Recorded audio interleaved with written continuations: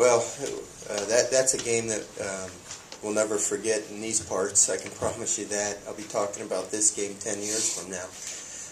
The game started off, the first inning, Alex was having a little bit of trouble with his command there, and unfortunately we hit a batter with the bases loaded, and then you saw the greatness of Alex Lange. He's done it. I've seen him do it so many times. Strikes out 2 batters to get out of the jam in the first inning, keeps us in the game, and then mows them down for 6 innings.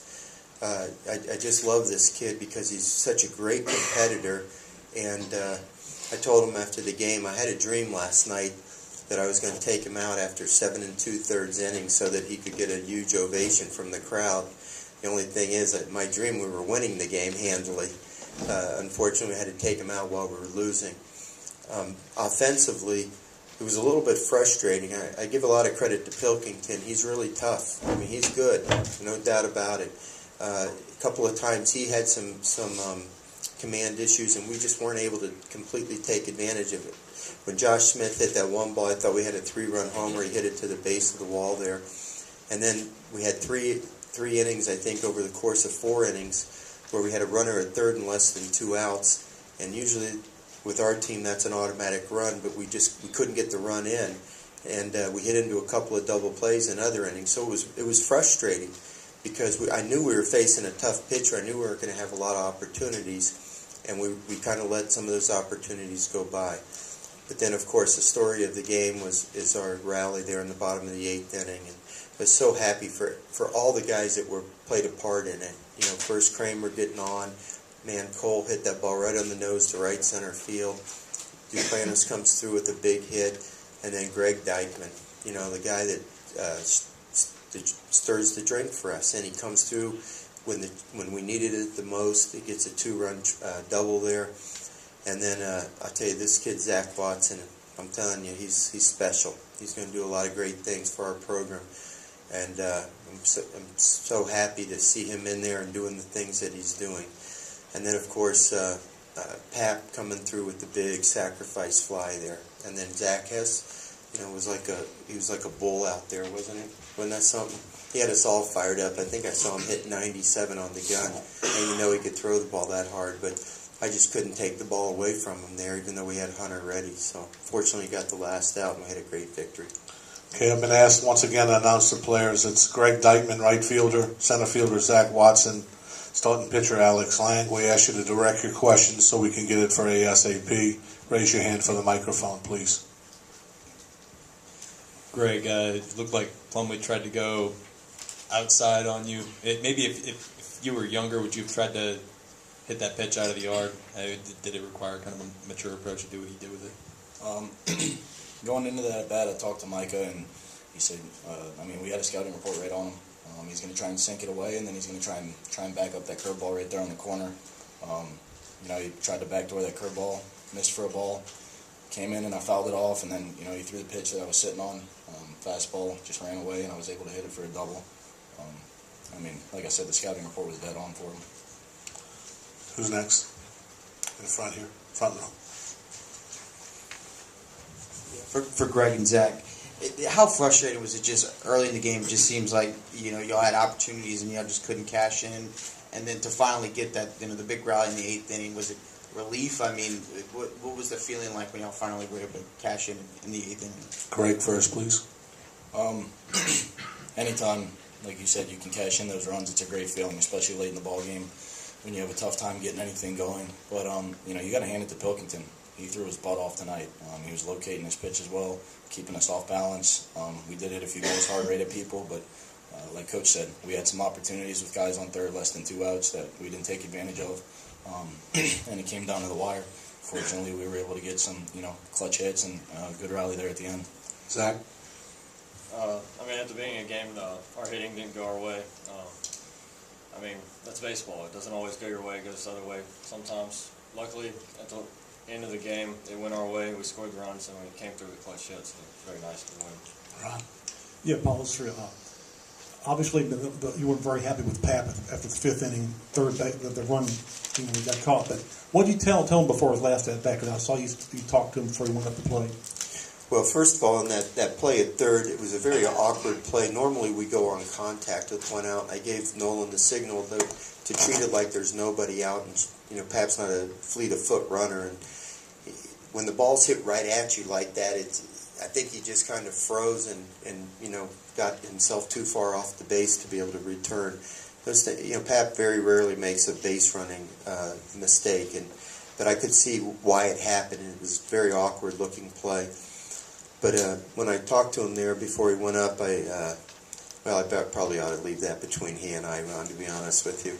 I can't tell you how happy I am for Pap to come through with that big swing. He struggled early in the year offensively, and he never gave up. He keeps working hard. Nobody works harder than him.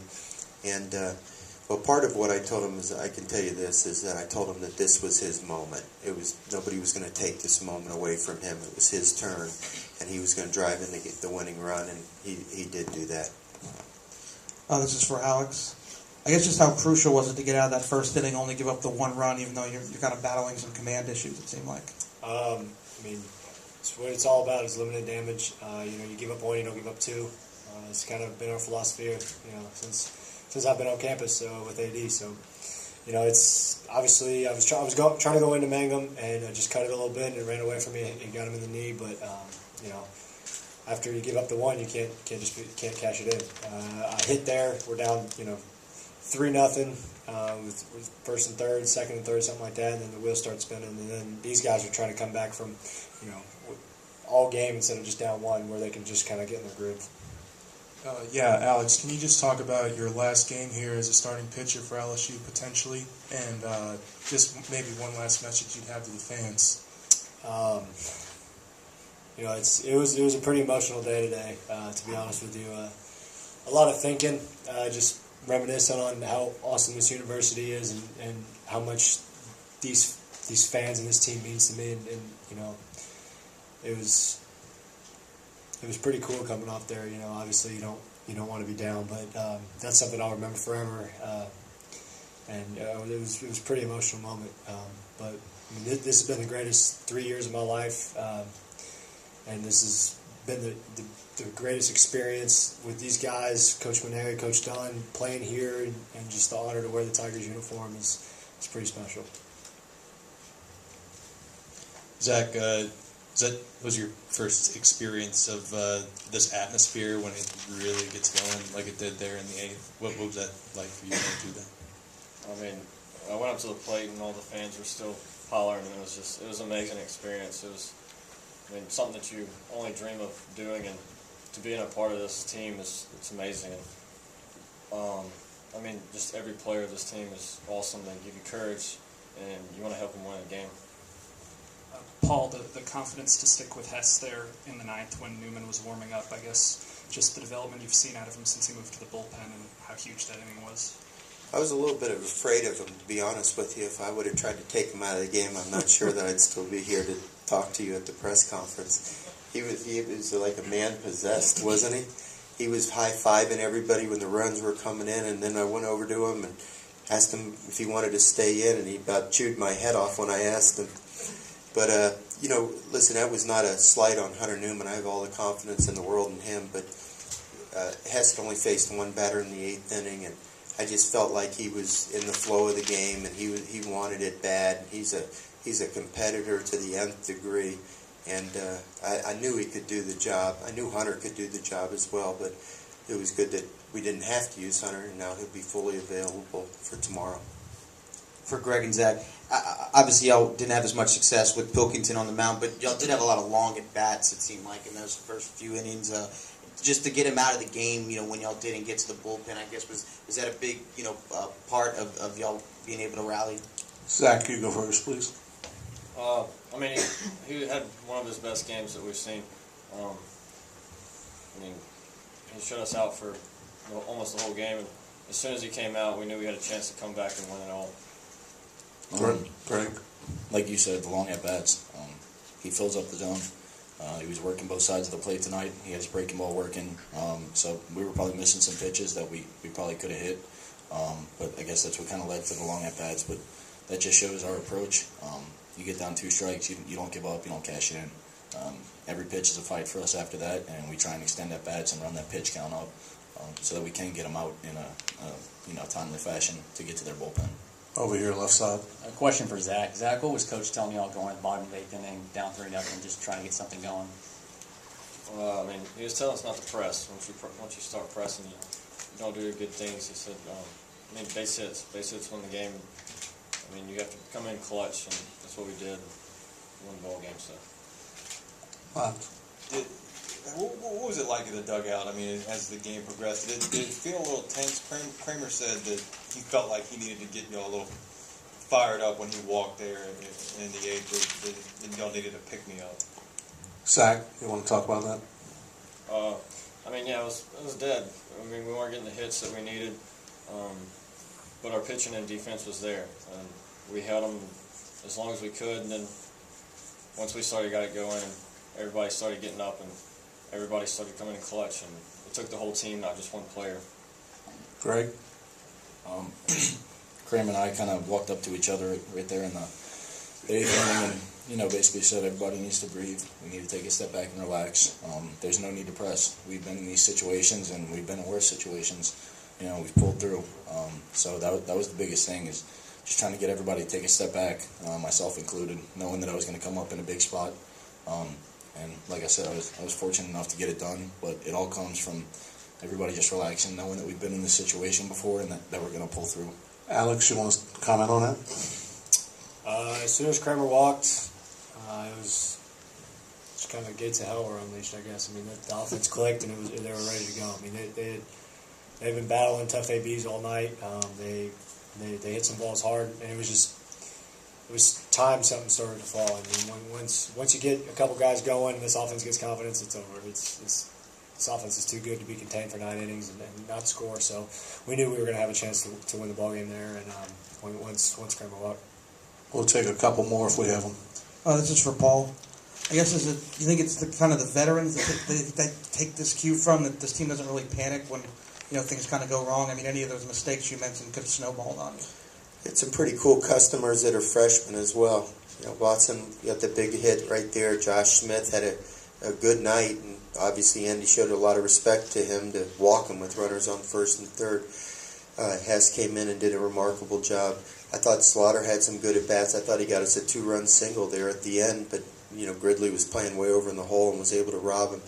But the veterans are the ones that lead the way. And Kramer got that walk. Cole hit that ball right on the nose. Duplantis got a big hit. And, of course, Greg hits the big double to get us to within 1. So this is the way teams are made up. If you want to have a championship club, you have to have leadership among the ranks, and we've got it to the nth degree.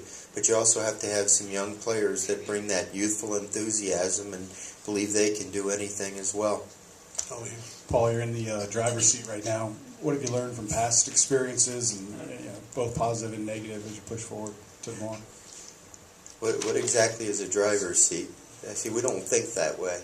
All we think is there's another game tomorrow, and we're going to play tomorrow, and we're going to do our best to win that ball game tomorrow, and hopefully we'll be successful.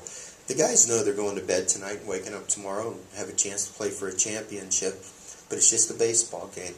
And we're going to play 9 tomorrow. We'll be the visiting team, and we're going to send Jared Poche out there, and we're going to show up, and we're going to play as hard as we can for 9 innings or more if necessary, and hopefully by the end of the day we're going to have won the game and make our reservations. We'll take one more question.